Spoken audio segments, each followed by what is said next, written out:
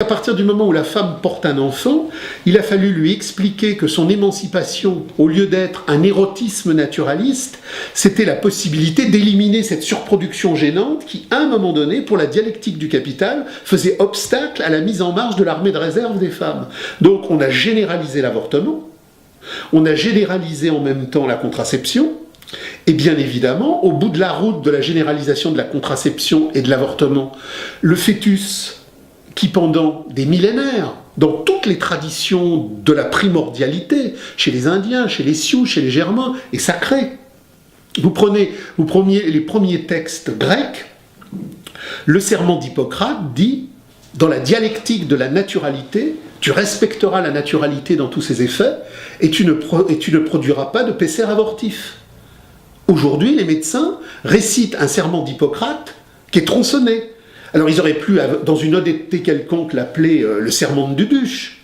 Non, ils continuent de l'appeler le serment d'Hippocrate. Mais ce n'est pas le serment d'Hippocrate. Parce que la valorisation capitaliste doit éjecter tout ce qui pose problème à la chosification. L'objectif du capital, c'est la démocratie pure de la chosification absolue. La réification totale de nos âmes, de nos consciences, de nos affections, pour que nous ne soyons plus que des épaves de rentabilisation. Et au terme de l'épave de la rentabilisation, il y a l'euthanasie. À partir du moment où, dans le cadre de toute cette surproduction humaine, il faut zigouiller par la guerre, il faut zigouiller aussi par l'euthanasie.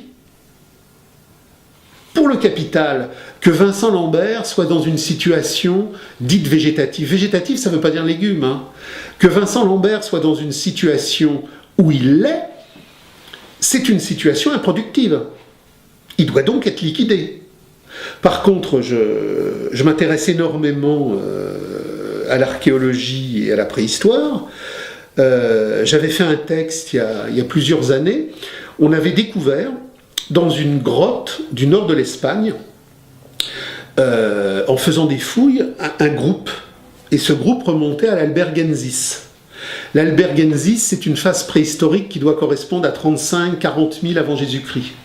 Et on avait découvert dans ce groupe une Vincent Lambert, c'est-à-dire une jeune fille qui était atteinte, enfin une jeune fille, elle avait 32 ans à l'époque, au moment où elle est morte. Mais elle était atteinte, parce que quand on fait une analyse osseuse en profondeur, on découvre de l'ADN, on découvre toute une série de choses, et on découvre les maladies du sujet. Et on a donc découvert que cette jeune fille avait une maladie génétique dont j'ai oublié le nom, mais qui se traduisait par une paralysie totale. Donc, à l'Albergensis, dans une communauté primordiale de l'être générique humain, des pauvres couillons, qui ignoraient l'argent, évidemment, et qui n'avaient pas de portable, cette jeune fille, qui était immobilisée comme Vincent Lambert, a été recueillie, choyée, alimentée, caressée, aimée. Ils ne l'ont pas tuée. Et elle a poursuivi le long de sa vie. Ça, c'est possible dans une communauté primordiale où les gens ont une relation d'amour à l'autre.